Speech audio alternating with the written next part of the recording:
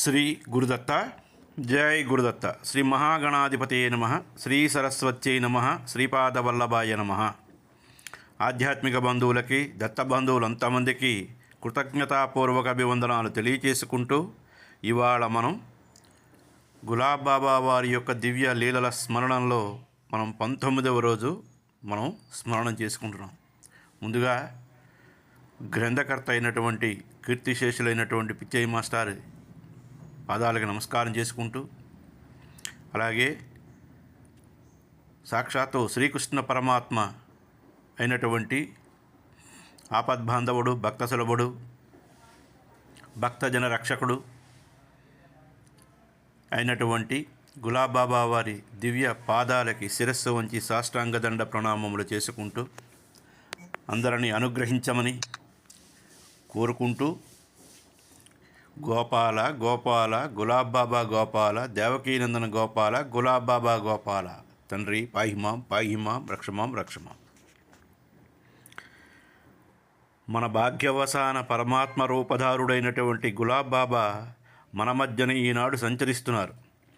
బాబా సర్వాత్మకుడు, సర్వవ్యాపి, సర్వాంతర్యామి, సర్వకాల సర్వ అవస్థల యందు జ్ఞానులకు, యోగులకు, మహాతపస్సులకు లభ్యమయ్యే సిద్ధులన్నీ గులాబ్ బాబా గారిలో సహజంగానే ఉన్నాయి.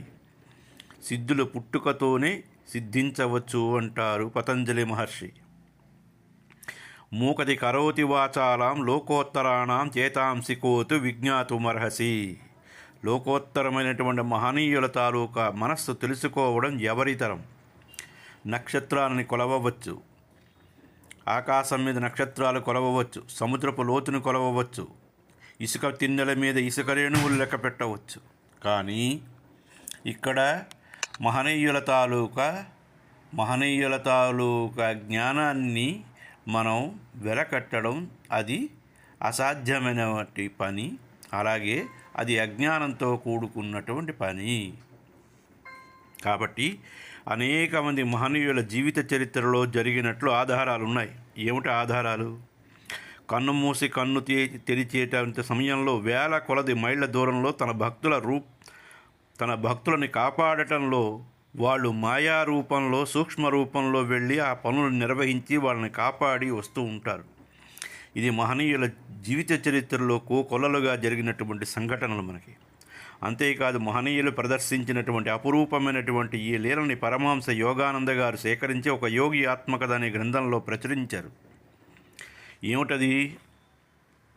యోగానంద గారు ఏమిటి ప్రచురించారంటే, ఇజ్రాయిల్, అరబ్ దేశవాసులైనటువంటి పాశ్చాత్య మహనీయులు కూడా ప్రదర్శించారు.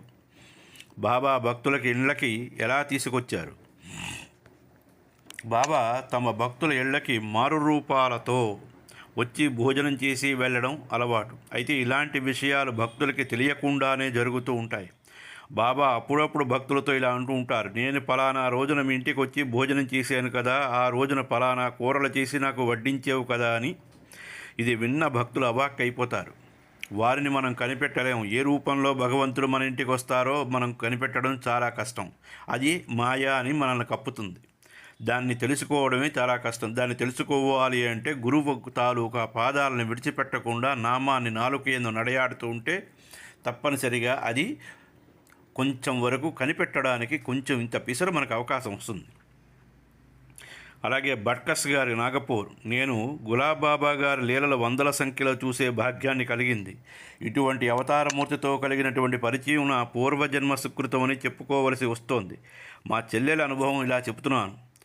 బోరి అరబ్ యువత్వమాలలో మా పిన్ని కూతురు ఉండేది. భార్యాభర్తలు ఇద్దరు తీర్థయాత్రలకు బయలుదేరే ముందుగా బాబాని నాగపూర్లో దర్శించి ఆశీర్వచనాలు పొందారు. దంపతులు ఇద్దరు ఆగ్రా, ఢిల్లీ, ఋషికేశ్, హరిద్వార్, బృందావనం, బడూన్ మొదలైనటువంటి ప్రదేశాలను దర్శించి మధురకు వచ్చారు. అక్కడికి వారు వెళ్ళేసరికి ఆలయ ద్వారం మూసి ఉన్నది. శ్రీకృష్ణ పరమాత్మ దర్శనం కాలేదని భార్యాభర్తలు ఇద్దరు బాధపడ్డారు.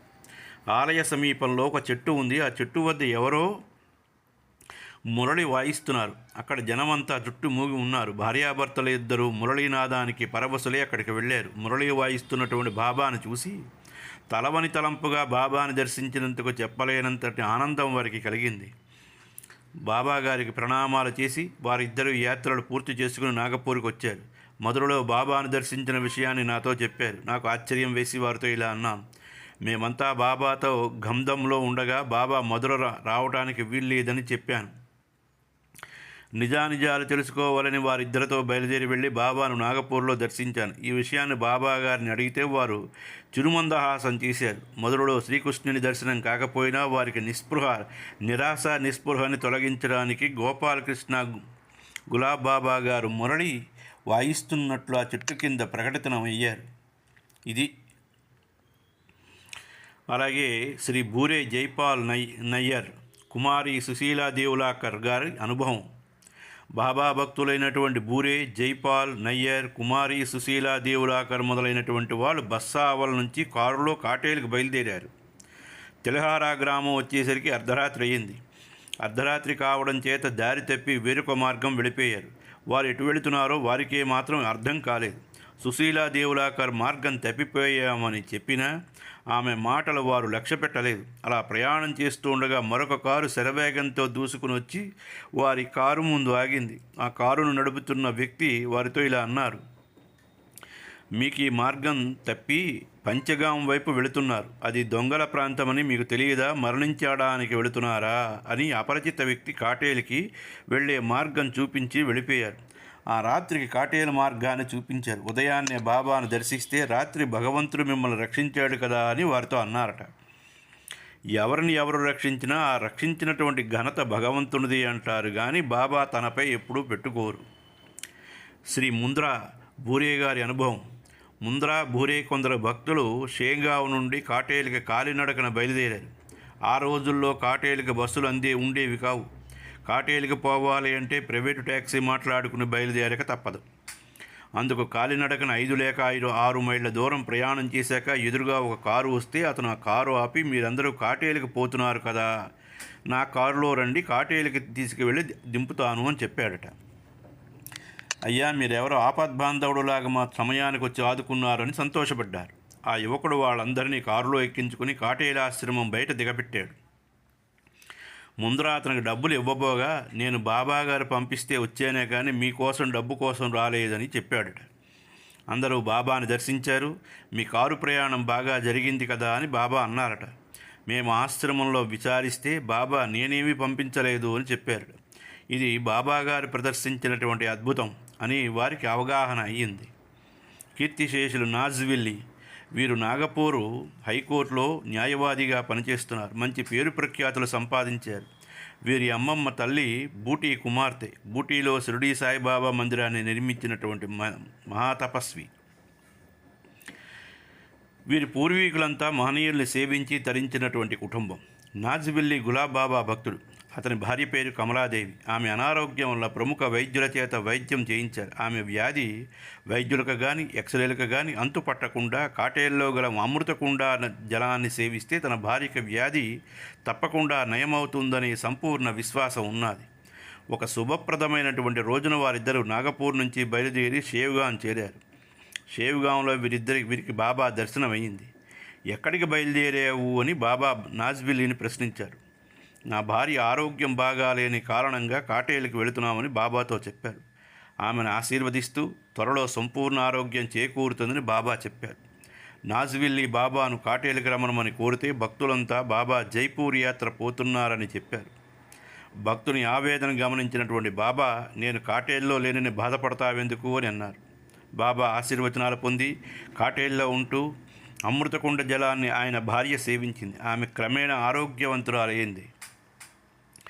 ఒకరోజు ఉదయం 5 గంటలకు ఎవరో తట్టి లేపినట్టుగా నాజ్విల్లీకి అనుభవమైంది. ఆయన లేచి అటు ఇటు పచారులు చేశాడు. కుటీరం బయట ఉన్నటువంటి బాబా నాజ్విల్లి నాజ్విల్లి అని 2 సార్లు పిలిచారట. జైపూర్ యాత్రకు పోయినటువంటి బాబా ఇక్కడ ప్రత్యక్షం కాగానే నాజ్విల్లీకి ఆశ్చర్యం కలిగింది.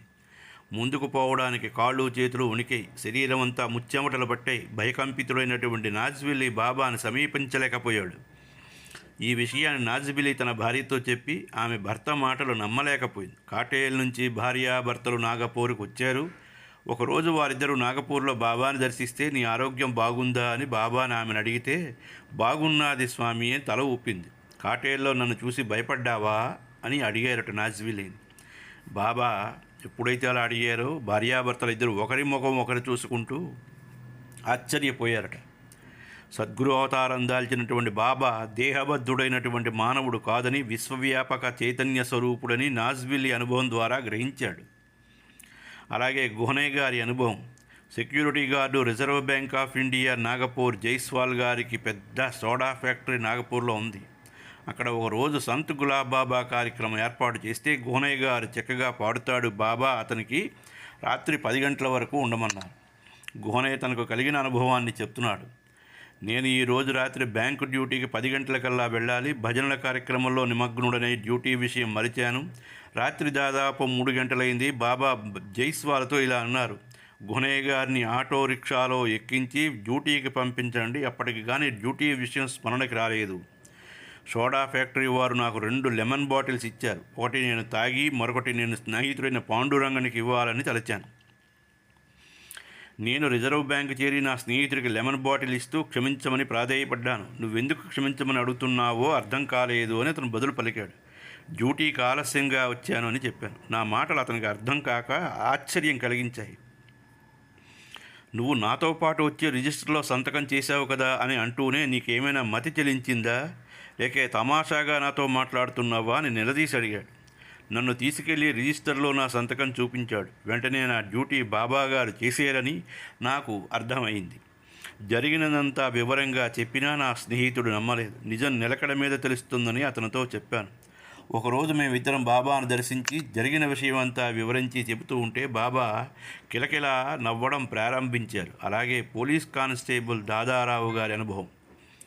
దాదారావు గారు బాబా గారికి ఉత్తమ భక్తుడు, నిజాయితీపరుడు. వీరు నాగపూర్ భజన మండలి వారితో కలిసి చక్కగా పాడుతూ ఉంటారు. ఈయన లేని భజన సంకీర్తన కార్యక్రమం రక్తి కట్టదనే చెప్పాలి. ఒక అద్భుతమైనటువంటి సంఘటన 1971వ సంవత్సరంలో జరిగింది.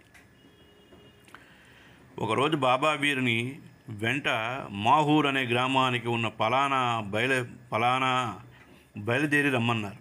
ఉద్యోగానికి సెలవు పెట్టడానికి వీలు లేకపోయినా ఆయన బాబాని ఆదేశాన్ని శిరసా వహించి బాబాతో బయలుదేరాడు. ఆ రోజుల్లో వీరు సకర్దరా అనే పోలీస్ స్టేషన్లో పనిచేస్తూ ఉంటారు. ఒక రోజున ఠాణా పోలీస్ అధికారి హాజరు వేస్తున్న సమయంలో దాదారావు డ్యూటీలో లేడని అర్థం చేసుకున్నాడు. అదే స్టేషన్లో పనిచేస్తున్నటువంటి అన్నాజీ మాహురి అనే హెడ్ కానిస్టేబుల్ పోలీసు అధికారితో ఇలా అన్నారు, ఇప్పుడే దాదాజీ యూనిఫారంలో బయటికి వెళ్ళాడని, తన భక్తుడు డ్యూటీలో లేడనే నెపం లేకుండానే చేయడానికి బాబాగారే స్వయంగా తన భక్తుని రూపంలో డ్యూటీ చేసినట్లుగా ఈ లీల ద్వారా మనకు తెలియజేస్తున్నారు. ఒక భక్తుని కుమార్తె వివాహ సంఘటన. ఒక భక్తుడు తన కుమార్తె వివాహం నిశ్చయమైన తరువాత బాబాగారికి శుభలేఖ ఇచ్చి కుమార్తె వివాహానికి విచ్చేసి ఆశీర్వచనాలు అందించమని ప్రార్థించాడు. కుమార్తె పెళ్లి దగ్గర పడింది. బాబా మాటలకు ఎదురు చెప్పే ధైర్యం చాలక బాబా వెంటనే బయలుదేరాడు. బాబా వెంట వెళ్ళినా తన మనస్సంతా కుమార్తె వివాహం మీదే ఉంది. పెళ్ళైన 2 రోజుల తర్వాత అతని ఇంటికి వెళ్ళమని బాబా చెప్పారు. చేసేది ఏమీ లేక దిగులుతో విచారంతో ఇంటికి బయలుదేరాడు. ఇంటికి వెళ్ళగానే భార్యతో అమ్మాయి పెళ్లి బాగా జరిగిందా అని ప్రశ్నించాడు. అతని భార్యకి ఎక్కడ లేని కోపం, నవ్వు పుట్టుకొచ్చింది. అప్పుడు ఆమె తన భర్తతో నీకేమైనా మతి చెలించిందా అని, అల్లుడికి 50,000 కట్నం ఇచ్చి కాళ్ళు కడిగి కన్యాదానం చేసి అందరికీ భోజనాలు వడ్డించావు కదా, ఇప్పుడు బయటకు వచ్చి వెళ్ళి వస్తానని చెప్పి ఈ విధంగా మాట్లాడటంలో అర్థమేమవుతుందని భార్యా బంధువులు నిలదీసి అడిగారట. అతను లబో దిబో అని మొత్తుకుంటూ ఏడుస్తూ నేను ఇక్కడ అసలు లేను, బాబాగారి దగ్గర పండరీపురంలో వెళ్ళాను అని ఎంత చెప్పినా వారు వినిపించుకోలేదు, నమ్మలేదు. ఆ తరువాత వారందరినీ శాంతపరిచి జరిగిన విషయమంతా వివరించి చెప్పాడు. అప్పటికి వారు అతని విషయాన్ని నమ్మగలిగారు. బాబా దివ్యత్వానికి ఆశ్చర్యపోయారు. బాబా తనను నమ్మిన భక్తుల విశ్వాసాల్ని మరింత పటిష్టం చేయడానికి ఎంత పనైనా చేస్తారు. భార్యతో బయటికి వెళ్ళి వస్తానని చెప్పింది భక్తుని రూపంలో ఉన్న బాబా. భక్తుని రూపంలో ఉన్న బాబా తన భక్తుడు ఇంటికి వచ్చే సమయానికి బయటికి వెళ్ళడం జరిగింది. ఆయన ఒక చోట భౌతికంగా ఉంటూనే అన్ని చోట్ల అదృశ్య రూపులై వ్యవహరిస్తూ ఉంటారు.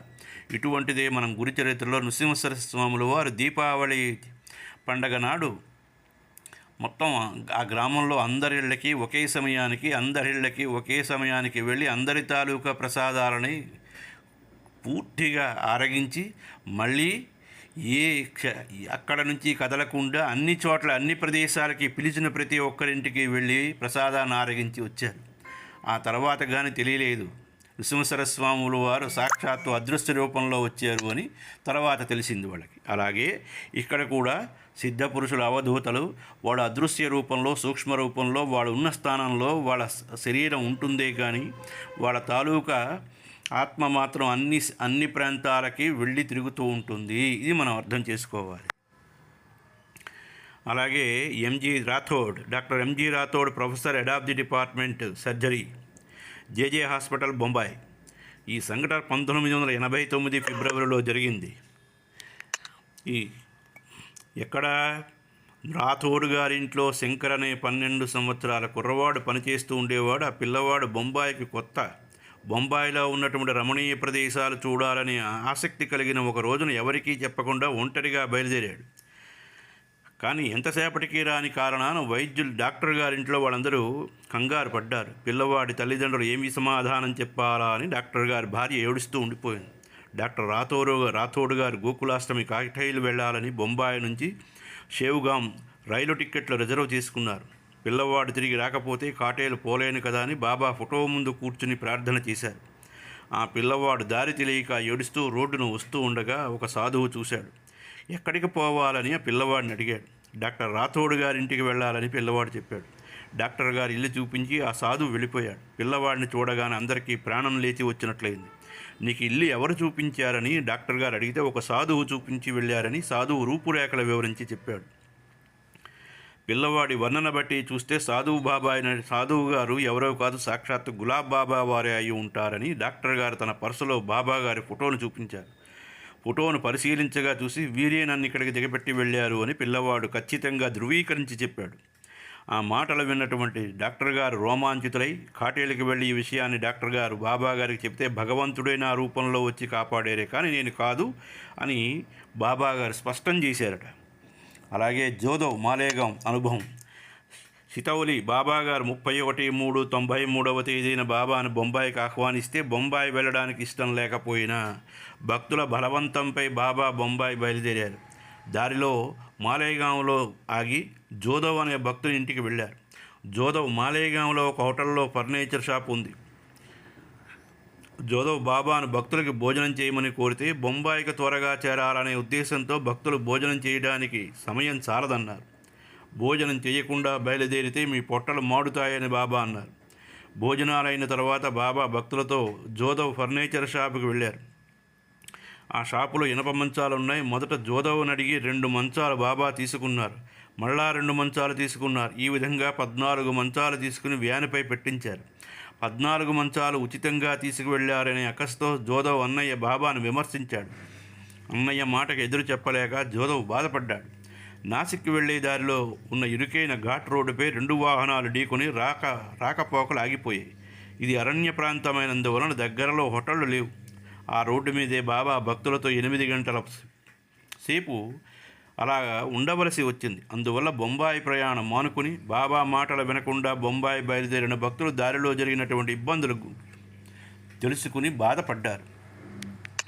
అలాగే ఆషాఢ ఏకాదశి రోజున జోదవ్ పండరీపురంలో ఉన్న బాబాను దర్శించి తన షాపు వద్ద జరిగిన సంఘటన గురించి ఇలా చెప్పాడు. బాబా, మీరు వెళ్ళిన తర్వాత మా షాపుకి ఒక వృద్ధుడు వచ్చాడు. ఆయన మంచం ఖరీదంతని అడిగాడు. మంచం ఖరీదు 120 రూపాయలు అని చెప్పాను. మంచానికి 180 రూపాయలు ఇస్తానని చెప్పి 14 మంచాల మొత్తం డబ్బును చెల్లించి 2 రోజుల్లో వచ్చి తీసుకువెళతానన్నాడు. ఇంతవరకు ఆ వృద్ధుడు మరి రాలేదు. అందువల్ల మంచాల డబ్బు మీకు ఇద్దామని ప్రేరణ కలిగింది. ఇదంతా పాండురంగన మహిమ. విఠలుడే తన హుండీ డబ్బుని నీ బాకీతో పాటు మంచానికి 60 రూపాయలు అదనంగా చెల్లించాడని చెబుతూ బాబా నవ్వారట. జోదవ్ డబ్బు తీసుకోమని ప్రార్థించగా బాబా అతన్నే ఉంచుకోమన్నారు. ఇదంతా బాబా గారి లీలని జోదవ్ అర్థం చేసుకున్నాడు. ఈ విషయం తెలిసినటువంటి జోదవ్ అన్నయ్య బాబాను నిందించినందుకు చాలా బాధపడ్డాడు. అయ్యా, ఇవాళ్ళకి ఈ 19వ అధ్యాయం సంపూర్ణం. గోపాల గోపాల దేవకీనందన గోపాల గులాబ్ బాబా గోపాల గోపాల గోపాల దేవకీనందన గోపాల గులాబ్ బాబా గోపాల గోపాల గోపాల దేవకీనందన గోపాల గులాబ్ బాబా గోపాల.